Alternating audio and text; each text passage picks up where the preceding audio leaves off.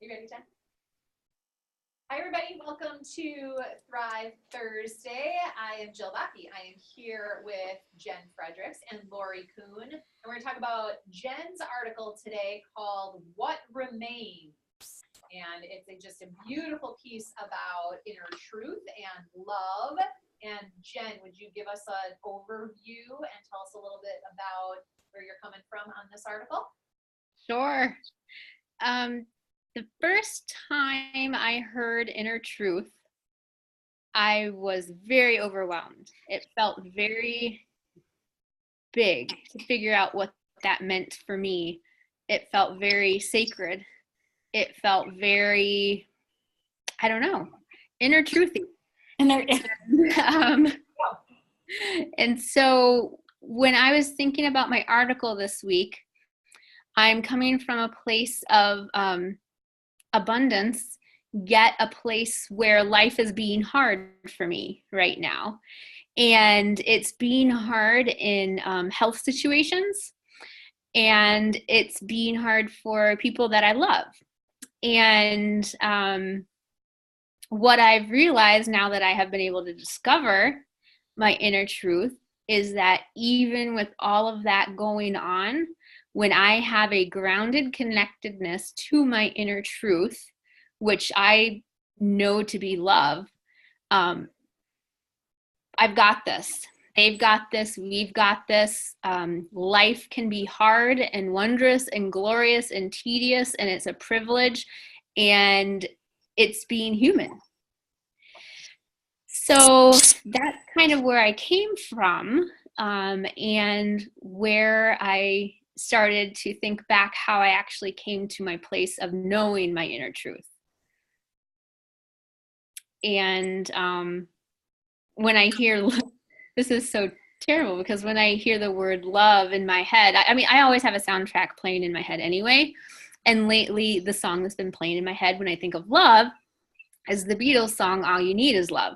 And that has never, ever, ever been my favorite Beatles song. And all I hear is a love, love, love, dun, dun, dun, love, love, love, dun, dun, dun. And like, oh my gosh, just get out of my head. And normally what I would do is shut it off, turn the station. But I took some time with it and found out a little bit more of what was in between the love. And as I did that, I realized it's the same thing that I did with myself to come to my inner truth of love. So what did you find in between the love? So these are the words that meant something to me. And I mean, love means a ton to me. I just don't like it that repetitive. These are the type of words that I heard in the actual in between the loves. Nothing you can do, but you can learn how to be you in time. Yes, you need that. I need that in order to find my inner truth. There's nothing you can know that isn't known. Nothing you can see that isn't shown. There's nowhere you can be that isn't where you're meant to be. Mm-hmm. And especially that last line, I have to read it a couple times because it is big. There's nowhere you can be that isn't where you're meant to be. And one way I think of it is, where do I want to be where I'm meant to be, and in what essence do I want to be? And that's love. Cool. I love how you seem to identify the choice in that. You know, you've identified where you want to be, and that's love. And I've watched your evolution over the last couple of years in that process, and you really have taken on responsibility for that place. This is where I want to be, and I'm going to choose it, and I'm going to practice it. And even when what's happening in the outside world doesn't immediately support or scream, this is how I should react to this, that continuous choice of, no, I've identified this is my inner truth, and that goes with me no matter where I am or what's coming up or how life is treating me. I have the option to choose this place of peace and love and knowing. It's really cool. Thank you. The other thing I love about love being my inner truth is the different nuances it can bring in my life. This is just coming to me, but love doesn't have to be soft and squishy and gooey and good. I even said in the article that, you know, for me, my inner truth, which is love, is a place of whispering calm. It soothes and answers when I'm unsure. And it's also that place of steadfast strength and knowing that answers yes without a shadow of a doubt.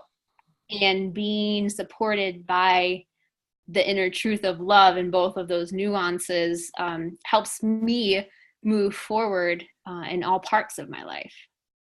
Yeah. And I liken it to, you know, when we talk about the universe or God, how the universe always has your back. It's resting in that love. You've identified it as love. So you can feel safe in all these places. You can feel safe with that innate knowing because it's all part of this universal love, this support system that you have unconditionally. Yeah, and again, Laura, you just said the one of the things that Jen had said as well is there's this discovery process. Yeah. It isn't just that you wake up one day and you're like, oh, well, love's the answer, and I'm just going to be in this cool spot all the time, and it doesn't matter what life brings me anymore. And they're really, we talk all the time at Thrive about getting in the work and practicing the way that you want to experience life and taking ownership of everything that's showing up and leaning into this process. And we use the word saddle up. This is not the easy road, right? It's not this simple path of getting to know yourself and discovering your inner truth and building your relationship with that love.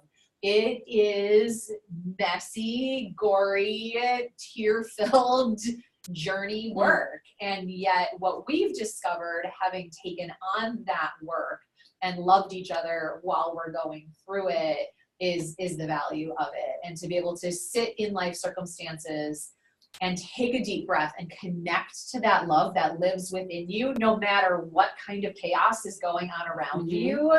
I mean, what is that worth? So all the work that you've done to be able to connect to that place, it pays dividends. And that's what, you know, that's part of the message that I really wish we could get out into the world, and that we are working to get out into the world. It's like, yeah, the work is messy and it's so worth it. It is so worth it to get to know yourself and get connected. Yeah, and when messy, it's still breathlessly better right. than not doing the work and knowing yourself. You can be in the mess and that's fine. I don't know exactly where this is going, but to be in the mess with yourself, knowing yourself fully, is so much better. Right. And so the mess can create bitterness and make the struggle and the suffer infinitely worse, or the mess can be the tool that allows us to get deeper connected and really practice that decision of love and inner truth. And it can be your place of refuge during the mess. Yes. So you've indicated you connect to your inner truth when all this is going on. And you said that's your peaceful, calm place. So in the chaos, that's like your timeout. That's where you can go to find peace and reconnect. Awesome. Thank you, Jen, for a really powerful article. Thank you. Appreciate that. Any final words from either of you before we sign out? I found it interesting because she went into, you know, the love, love, love, and how it got to her. And I never thought about it that way, but when I'd sing the song, I would always kind of draw into the love, love, love.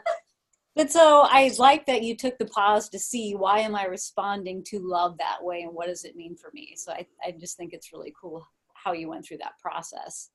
Thank you. And I think it's really cool that you didn't go through it until it was time to go through it. I mean, that's not a new song. Right. No. You. I mean, that's a song it's really an so it's cool. And it's interesting because, I mean, that's how the universe works. When you're ready for something, it brings into you in uncanny ways a new realization. And this just happened to come to you, Jen, through this song. You know, look, stop and look at what this means for you during this challenging time that you're in. So I love the way synchronicities happen in life.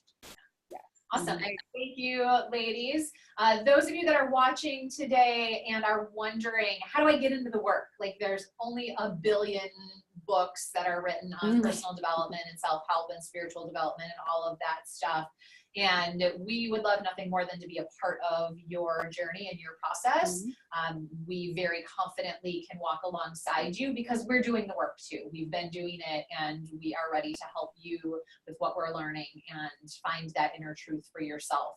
So next group opportunity is Human Progress Training. It's starting in April. Seats are filling fast and we're super thrilled about that. So you can get more information on thrivehdc.com or give us a call and we will get you set up on a plan that's going to allow you to do what Jen has done and get connected to that love and inner truth that lives inside of you so that you can navigate life's challenges and know that you have the peace and the courage and the love to face whatever's showing up for you. So we look forward to hearing from you and we'll see you again next week.